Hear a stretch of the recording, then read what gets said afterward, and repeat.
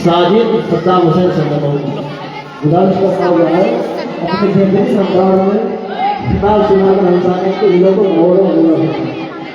उसके बाद मेरा हज़रत बहुत देर से बाकी है। अस्सलामु अलैकुम व रहमतुल्लाहि व बरकातुहू। अल्हम्दुलिल्लाह रब्बिल आलमीन वल आक़िबतु लिल मुत्तक़ीन वस्सलातु वस्सलामु अला सय्यिदिल मुरसलीन व अला आलिहि व अस्हाबिहि अजमईन। अम्मा बाद फअऊज़ु बिल्लाहि मिनश शैतानिर रजीम। बिस्मिल्लाहिर रहमानिर रहीम। सूरह अलक आयत 1 से 3। इक़रा बिस्मि रब्बिकल लज़ी खलक़ खलक़ल इंसान मिन अलक इक़रा व रब्बुकल अकरमुल लज़ी अल्लमा बिल कलम।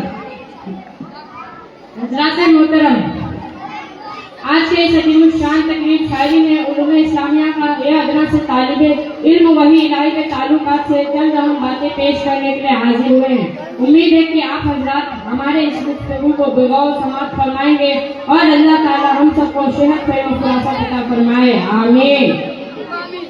शहंशाह कौनैन रब के दुलारे, शहंशाह कौनैन रब के दुलारे, हबीबे खुदा दोनों आलम के प्यारे, शफीए उमम ताजदारे मदीना, शफीए उमम ताजदारे मदीना, तुम्हें सारा मैदान महशर पुकारे। जो हसनैन को देखा दोषे नबी पर, जो हसनैन को देखा दोषे नबी पर, झुके चांद सूरज भी दामन पसारे। मेरे आका अलैहिस्सलातु वस्सलाम के बेअसत मुबारक से पहले अरब का अजीबो गरीब माहौल था। दीन इब्राहिमी जो अरब का असल दिन था, वहाँ के बासिंद चंद रस्मों को छोड़कर सब कुछ भूल चुके थे। वह खुदाए ला शरीक लहू को छोड़कर माबूदाने बातिला को कदर मुतलक और हाजत जानते थे। सूरज और चांद की पूजा करते, बाद तस्वीर कादिर थे। फरिश्तों को खुदा के बेटे समझकर इनके परस्तिश में मशगूल थे। वह सब रोज शराब खोरी, जुआबाजी व जिना करते और कत्ल वगैरह घरी में मगन था। फसदाते कल्बे आलम ये था कि लड़कियों को पैदा होते जिंदा दफन कर दिया करते थे और बूतों पर आदमियों को कुर्बान कर देने में जरा बराबर इस्तेताब महसूस नहीं करते थे। लड़ाई में तो जिंदा आदमियों को जला देना आम बात थी और औरतों का पेट साफ करना और बच्चों को तहे तेग करना आमतौर पर जायज समझते थे। ये हालत सिर्फ अरब के साथ मखसूस न थी, बल्कि तमाम दुनिया में इसी तरह की तारीकी छाई हुई थी। चुनांचे अहल फारिश आग की इबादत और माओ की इज्जत करने में मशगूल थे। गर्ज की इनका दिन बूतों की पूजा और इनकी आदत मखलूक खुदा पर जुल्म करना था। दहशतगर्दी की दबाव में इंसानियत सिसक रही थी। कोई किसी की फरियाद सुनने वाला न था, कोई अमीन व सादिक नजर नहीं था।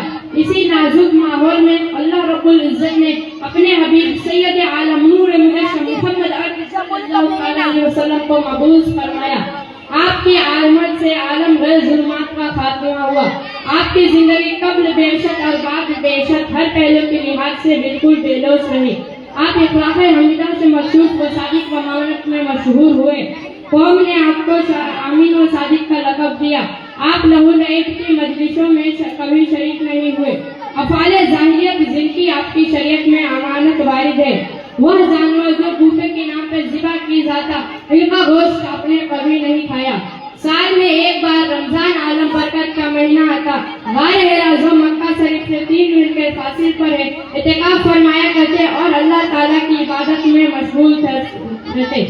हज़रत आयशा सिद्दीक़ा रज़ियल्लाहु ताला अन्हा बयान करती है, रसूल पाक सल्लल्लाहु ताला अलैहि वसल्लम पर वही की इब्तिदाई सच्चे ख्वाबों से हुई। आप रात को ख्वाब में जो देखते वही ज़हूर में आता और इसके ताबीर सभी की तरह रोशन जाहिर हो जाता।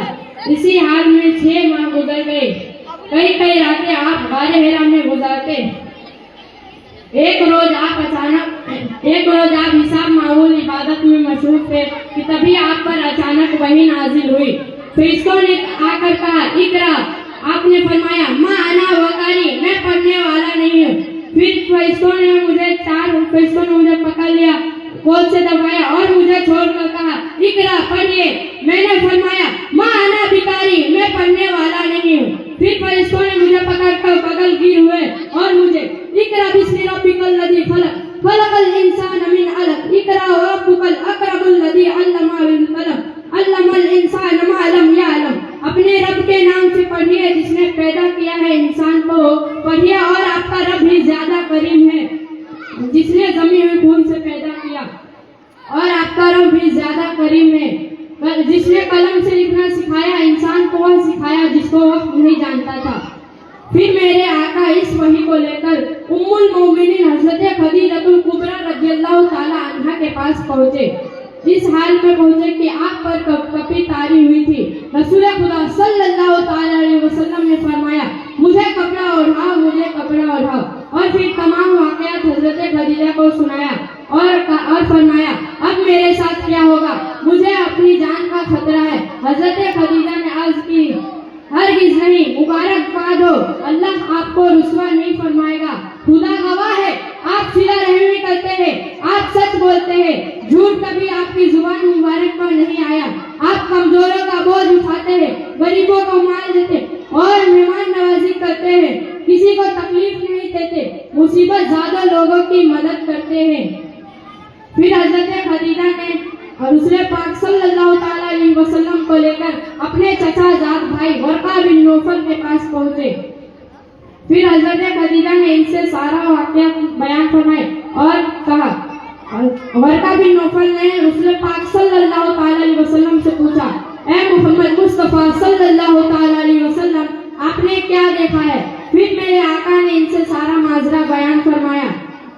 جو ورقہ بن نوفل نے کہا یہ وہی فرشتے ہیں جو حضرت موسیٰ علیہ السلام کے پاس نازل لے کر آئے تھے.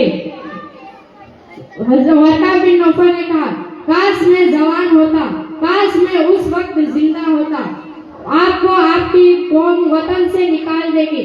رسول پاک صلی اللہ تعالی علیہ وسلم نے کہا کیا واقعی مجھے قوم وطن سے نکال دے گی؟ ورقہ نے انہیں کہا جی ہاں, جس شخص پر بھی آپ کی طرح وحی نازل ہوئی قوم اس کے دشمن ہو گئے. اگر وقت نے میرا ساتھ دیا تو میں آپ کا ضرور ساتھ دوں گا. پڑھیے درود پاک. اللہم صلی علی سیدنا و مولانا محمد مبارک وسلم. السلام علیکم یا رسول اللہ صلی اللہ تعالی علیہ وسلم. السلام علیکم ورحمۃ اللہ وبرکاتہ. سبحان